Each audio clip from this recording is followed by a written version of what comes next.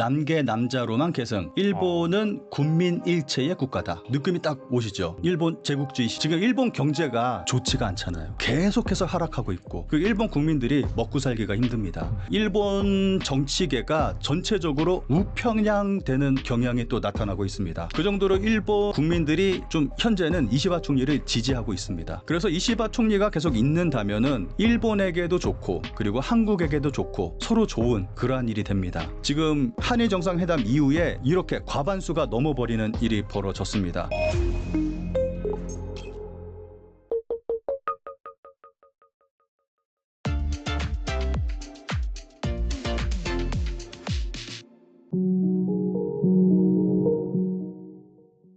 신 작가님 나오셨습니다. 안녕하세요. 네, 안녕하세요. 네, 신 작가님 모시고 여러분들이 궁금해하신 일본 이야기 나눠볼 텐데 최근 일본 경제가 침체 국면에 빠진 가운데 7월 20일 참의원 선거에서 사실 되게 아슬아슬하다 간당간당하다라고 얘기했는데 자민당이 참패를 했습니다. 그리고 일본인 퍼스트를 내세운 신성 전당이 돌풍 일으켰는데 이 외국인 배척 구호와 함께 시위까지 벌어지고 있다고 합니다. 현재 이 분위기 어떤지 궁금하네요. 우선은 참정당이 내세우는 그 헌법 개정안에 대한 내용을 잠깐 좀 살펴보도록 하겠습니다. 굉장히 황당합니다. 보시면은 천황은 신성한 존재이며 국가의 재산을 주관하고 남계 남자로만 계승. 일본은 군민 일체의 국가다. 느낌이 딱 오시죠? 일본 제국주의 시절에. 완전 제국주의네요, 진짜. 네. 2차 세계대전 당시에. 또 보면은 주권은 국가가 가지고 있다. 국민이 아니라 국가가 가지고 있다. 또 주식은 쌀이다. 이거 굉장히 황당한 내용이죠.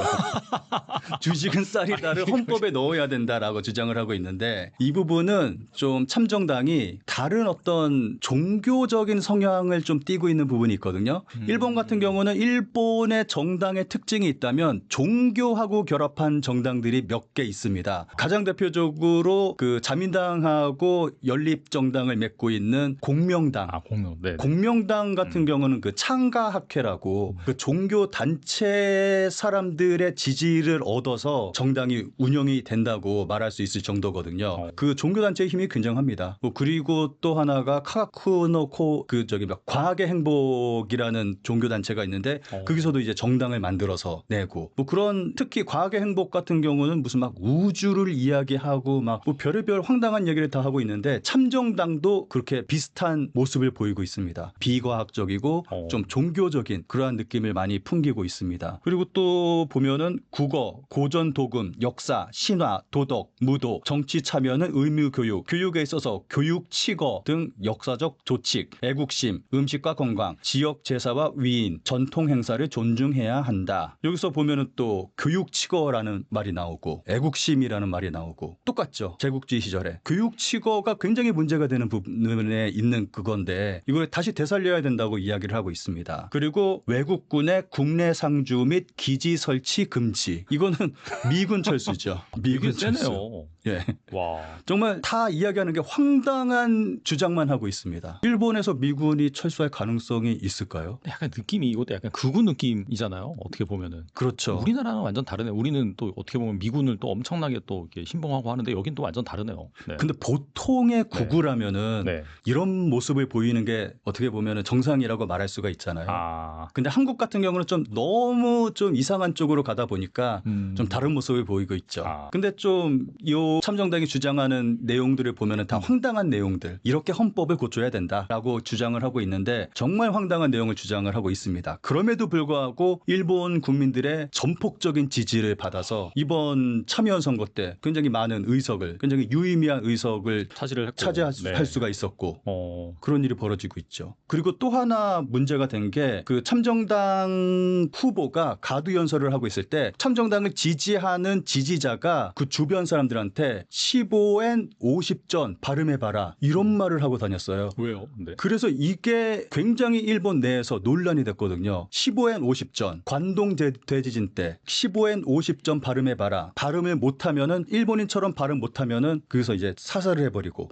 이제 일본인과 외국인 이게 정확하게 말한다면 일본인과 조선인을 구별하기 위해서 15엔 50전 이게 일본인이 아니면은 정확하게 발음하기가 그게 쉽지가 않거든요. 그러니까 이것 때문에 일본의 그 당시에 관동 대지진 때 정말 많은 조선인들이 학살당했잖아요. 그 일이 지금 100년이 지난 지금 다시 벌어지고 있습니다. 그래서 일본 내에서 굉장히 논란이 크게 벌어졌습니다. 그래서 그 참정당이 이런 문제를 안고 있음에도 일본 국민들의 지지를 받고 있다는 게 정말 놀라운 일이죠. 아니 근데 그 어느 정도 지지하는 그런 지지층이 소수 있는 거는 이해할 수 있는데 의미 있는 의석수까지 가져갔다면은 상당히 그 비율이 생각보다 높았다라고 볼 수 있는 부분인데 뭐 최근에 일본과 이 미국의 뭐 상호간세 협상이라든지 그런 부분에 있어서 일본인들이 뭔가 그런 좀 뒤통수를 맞았다? 그래서 뭔가 일본 중심의 뭐 이런 여론이 형성돼서 그런 건지 뭐 이거 어떻게 이해해야 될까요? 미국과 하고는 관련이 없습니다. 전혀 없어요. 예, 이거는 전적으로 이제 어떤 일본 내의 불만 표출이라고 볼 수가 있거든요. 지금 일본 경제가 좋지가 않잖아요. 계속해서 하락하고 있고 그 일본 국민들이 먹고 살기가 힘듭니다. 일본 실질 소득이 점점 내려가고 있습니다. 마이너스가 되고 있습니다. 물가는 올라가니까요. 물가는 네. 올라가고 소득은 그대로고 그러다 보니까 실질 소득은 줄어들고 점점 더 일본인들의 생활은 힘들어지고 이 불만을 이제 외국인들한테 표출하는 거죠. 일본의 통이라고 생각을 하거든요. 저는 이걸 항상 일본 내부에 불만이 쌓이면 이걸 외부로 표출을 합니다. 방금 말씀드렸던 관동 대지진 이것도 똑같이 대지진이 터지고 힘든 상황이 벌어지다 보니까 이 불만을 외부로 표출하고 이러한 일들이 계속 벌어지고 있는 거죠. 그리고 항상 일본 보면은 지진 벌어졌을 때마다 항상 조선인을 언급을 해요. 예전에 쿠마모토 지진 때도 그렇고 2011년 동일본 대지진 때도 그렇고 조선인이 우물에 독을 탔다. 뭐 21세기에 이런 얘기를 또 하고 있고 동일본 대지진 당시 경우에는 한국인들이 지진이 벌어진 그 지역에 가서 약탈을 한다. 이런 소문이 정말 쫙 또 퍼지기도 했고 또 이러한 일이 벌어지고 있다 보니까 어떻게 보면 이거는 일본의 좀 안 좋은 좀 악습이라고 생각을 합니다. 그래서 이번에도 지금 이렇게 일본 사회가 어려운 그 상황 속에 있다 보니까 그 불만을 외부로 외국인들 때문에 일본인들이 이렇게 좀 힘겹게 살고 있다. 일본인들의 그 일자리를 외국인들이 빼앗아가고 있다. 뭐 이러한 얘기. 외국인들이 일본인들이 받는 혜택까지 전부 다 받아가고 있다. 뭐 이런 얘기하면서 어떻게 보면은 이제 트럼프가 주장하는 좀 그런 외국인 배제, 외국인 맞아요. 혐오 이러한 거하고 좀 비슷한 맥락으로 볼 수가 있는 거죠. 그런 일이 지금 일본에서 벌어지고 있습니다. 그래서 참정당이 그것을 정치적으로 이용을 해서 또 이제 많은 표를 얻을 수가 있게 된 거고요. 그러니까 최근에 일어나고 있는 이 지정학적인 상황에서 이런 걸 잘 표심으로 이용했다라고 볼 수가 있겠네요. 그렇죠. 진짜. 이걸 적극적으로 정치적으로 이용을 한 거죠. 또 이것 때문에 일본 정치계가 전체적으로 우편향되는 경향이 또 나타나고 있습니다. 참정당이 이것 때문에 표를 많이 얻었잖아요. 그러다 보니까 다른 정당들도 여기에 눈을 뜨게 된 거죠. 그러면서 일본 정치가 전체적으로 우편향돼가는 그러한 현상에 있습니다. 그래서 일본의 좀 진보적인 그러한 사람들은 이 부분에 대해서 굉장히 좀 우려를 표시하는 부분이 많이 있습니다. 사실 자민당도 우쪽이잖아요. 오른쪽. 근데 더 우편향이 되고 지금 있다. 자민당도 더 우편향이 됐어요. 참의원 선거 한창 이제 운동을 하고 있을 때 이제 참정당이 굉장히 크게 부각이 되다 보니까 그 당시에 이제 자민당도 위기 의식을 느껴서 이제 자민당 표가 참정당으로 넘어간다. 좀 그런 분위기에 있었거든요. 그러다 보니까 자민당도 외국인 대책에 대한 정책을 내놨습니다. 그때 부랴부랴 급하게 그 정도로 이제 참정당이 일본 정치에 끼치는 영향력이 굉장했다는 거죠. 지금 현재. 또 이 가운데 이 8.15 광복절 때 이시바 총리는 전쟁에 대한 반성과 교훈을 마음 깊이 되새겨야 된다라는 이 과거사 발언으로 일본 열도가 발칵 뒤집히는 사건이 있었는데 이 갑작스럽게 한국에서 보기에는 좀 커밍아웃을 한 건 아닌가 그런 생각이 들기도 하는데 이건 좀 어떻게 해야 되는지 해석해야 되는지 일본 반응 어떤가요? 이거는 뭐 당연한 결과라고 생각을 합니다. 일본 내에서도 네네. 뭐 이러한 얘기가 나올 거다라고 예측을 하고 있었고 근데 이시바라는 사람의 성향 자체가 그렇잖아요. 뭐 다들 잘 아시다시피 또 자민당 내에서도 굉장히 그 진보적인 성향을 가지고 있는 사람이고 하다 보니까 이러한 얘기하는 건 뭐 당연하다고 생각을 일본에서도 하고 있었고 네. 심지어는 전후 80년 그 메시지를 내야 되느냐 말아야 되느냐에 대한 설문조사를 최근에 했는데 거기서 절반이 넘는 국민들이 이시바 총리가 거기에 대한 메시지를 내야 된다라고 답을 했어요. 이거는 좀 이따가 말씀드릴 한일 정상회담하고도 좀 어느 정도 연관이 있다고 생각을 하는데 네. 그 정도로 일본 국민들이 좀 현재는 이시바 총리를 지지하고 있습니다. 그리고 일본의 분위기가 전체적으로 좀 이시바 총리의 성향과 같이 좀 맞아서 물려서 좀 흘러가는 그냥 경향이 좀 있습니다. 그것도 또 앞서 살펴본 또 참정당인가요? 거기가 또 의석을 많이 얻은 거와는 또 약간 대치되는 그런 어떻게 보면 현상이네요. 반반으로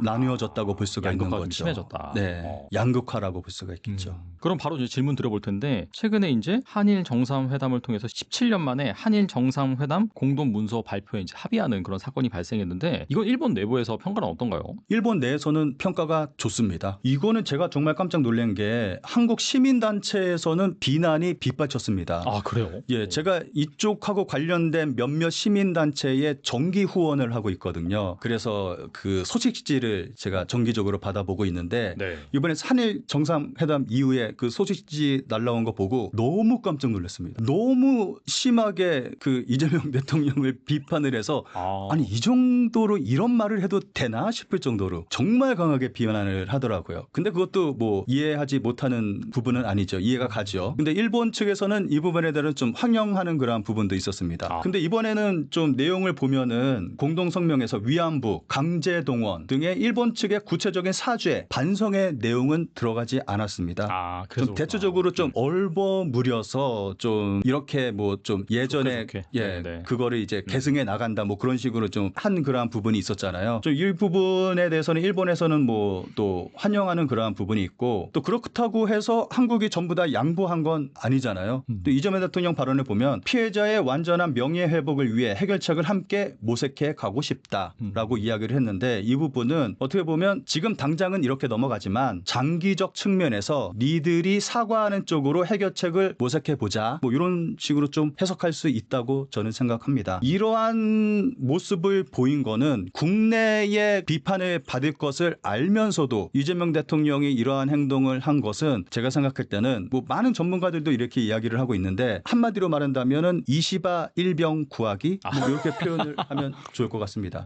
지금 이시바 총리가 지금 사면초가 정말 그 막다른 골목에 서 있는 그러한 상태잖아요. 잔민당 내에서 정말 이시바 총리 퇴진을 정말 강력하게 이야기를 하고 있습니다. 심지어는 잔민당의 중의원, 참의원, 의원의 70%가 넘는 사람들이 그 이시바 총리는 당장 사퇴해야 된다라고 이야기할 정도로 정말 강하게 이시바 총리 사퇴를 이야기하고 있습니다. 그런데 이시바 총리 같은 경우는 그 자민당 내에서 진보적이고 어떻게 보면 굉장히 상식적인 사람이잖아요. 그래서 한국하고의 관계가 굉장히 좋아질 수 있습니다. 이시바 총리가 계속 하게 된다면, 총리 자리에 있게 된다면. 게다가 한국과 일본의 공공의 적이라고 볼 수 있는 트럼프가 또 있기 때문에 또 이번에 한일 정상회담을 미국보다 먼저 가졌기 때문에 어느 정도 참고할 수 있는 그러한 일이 또 될 수가 있었잖아요. 그렇죠. 예, 그래서 좀 이시바 총리가 총리 자리에 계속 머물게 된다면 그 한일 간의 아까 말씀하셨듯이 8.15 때 이시바 총리가 이야기한 그러한 부분들을 살펴봤을 때 한일 간의 역사적인 부분도 해결될 수가 있습니다. 이시바 총리가 계속 한다면 네. 가능성이 굉장히 높겠죠. 그래서 이시바 총리가 계속 있는다면은 일본에게도 좋고 그리고 한국에게도 좋고 서로 좋은 그러한 일이 됩니다. 그래서 이재명 대통령이 이러한 행동을 취했다고 생각을 합니다. 어떻게 본다면은 그 일본 내에서도 어느 정도 지지를 이끌어낼 수 있는 그런 합의문을 좀 계산된 상황에서 발표를 했다 그렇게 볼 수 있는 거죠. 그렇죠. 이시바 일병 구하기. 예.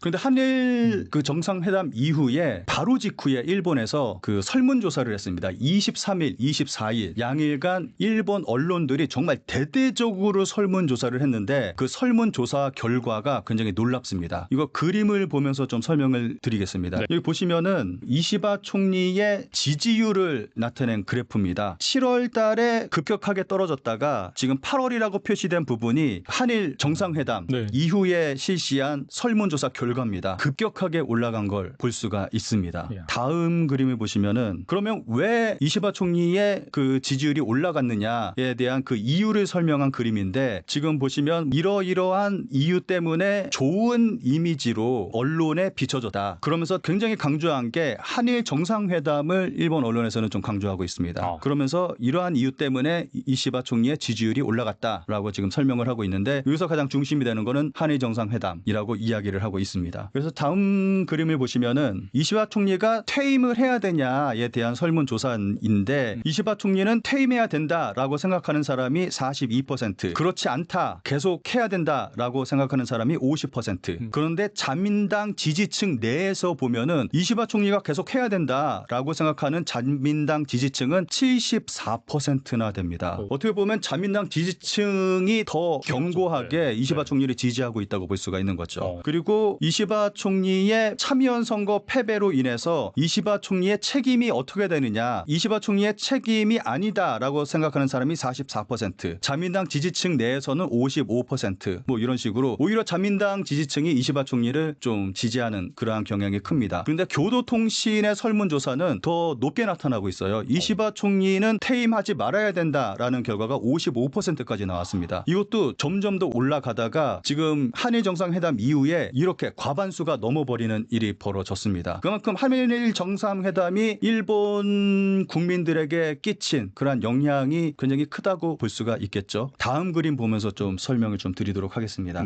보시는 그림은 지난 자민당 총재 선거 당시에 자민당 당원을 상대로 차기 총리에 대한 설문조사를 한 결과입니다. 그때 이시바가 31%, 타카이치 사나이가 28%, 코이즈미가 14%의 지지율을 얻었는데 그 당시에 미국에서 이 당시에 타카이치가 굉장히 그 무서운 기세로 지지율이 굉장히 높이 올라갔습니다. 그러면서 미국에서 나온 얘기가 타카이치가 총리가 되면은 좀 우려스럽다. 타카이치는 너무 구구적이다. 그런 얘기를 좀 공식적으로 성명을 낸 적이 있습니다. 그래서 그런지 몰라도 이시바가 총리가 됐죠. 총재가 되고 총리가 됐는데 그때 일본에서는 이시바가 총재가 된 건 좀 의문이다라는 목소리가 좀 나왔습니다. 근데 아무래도 좀 미국의 목소리가 좀 영향을 끼친 건 아닌가 하는 생각이 듭니다.